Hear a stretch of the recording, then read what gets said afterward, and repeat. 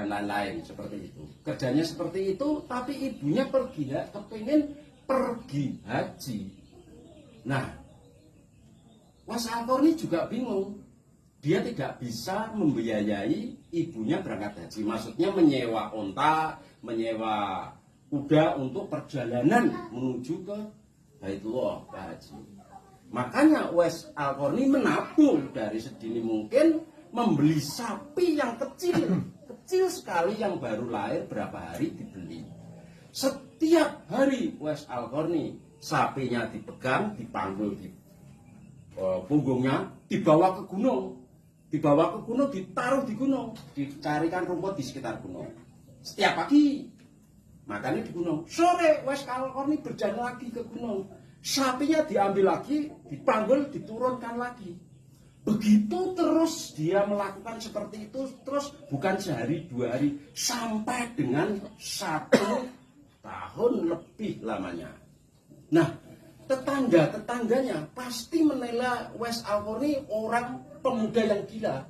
Kenapa? Kenapa sapinya nggak dituntun untuk pergi ke gunung? Kenapa dipanggul di punggungnya, dibawa ke gunung? Kenapa dia kalau memberi makan sapi nggak dituntun ke gunung, tapi dipanggul tiap pagi dibawa ke gunung, sore dibawa pulang juga dipanggul terus sampai sapi itu dewasa. Sapi umur beberapa hari, tiap hari dipanggul naik gunung, turun tiap hari. Sapi kan tambah hari tambah besar, sampai setahun sapinya kan sudah gede, amat sangat besar sekali sapinya.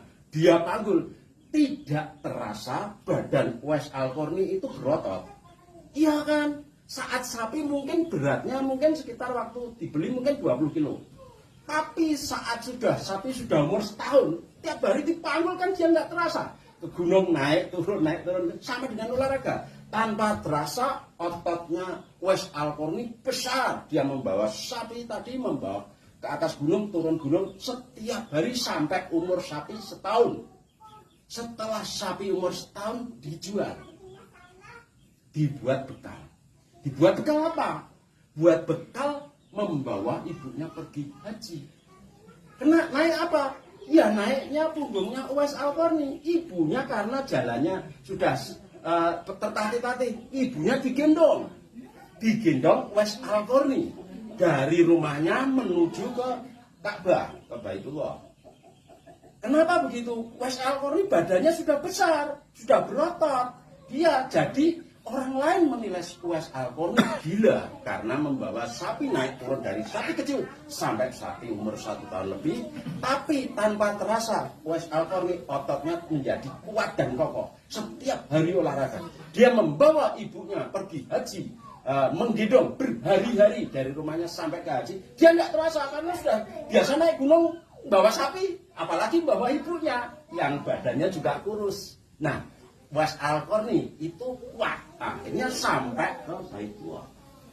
Sampai ke Baitullah, ibunya bisa melaksanakan haji.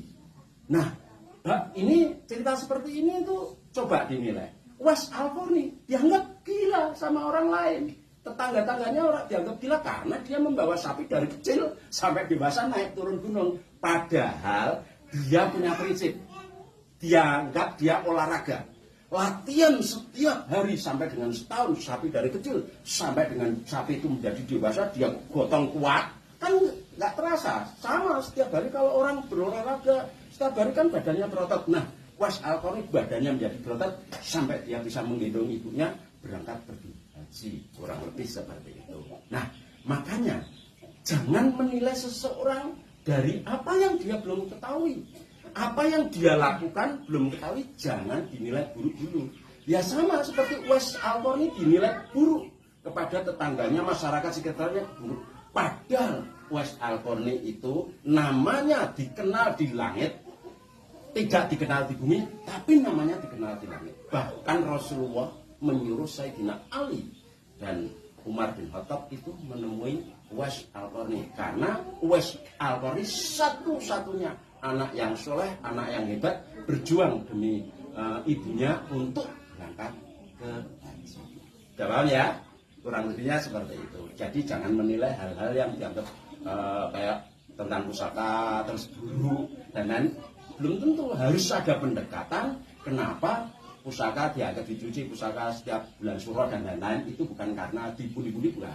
Hanya melestarikan tentang kebudayaan. Ya, cukup sekian. Assalamualaikum warahmatullahi wabarakatuh. Ya Allah, ya Rahman, kumohon belas kasihan, dosaku air lautan, kuharapkan dapat ampunan. Majelis tempat perkampungan di setiap pengajian ingin selalu mengingatkan, sering membaca Al-Quran. Pegang HP bukanlah larangan, bolehlah buat hiburan, asal jangan sampai kebablasan, melupakan kewajiban. Pesan dari Mas Panembahan, kematian bagaikan arisan, tiap insan pasti mendapatkan duluan atau belakangan.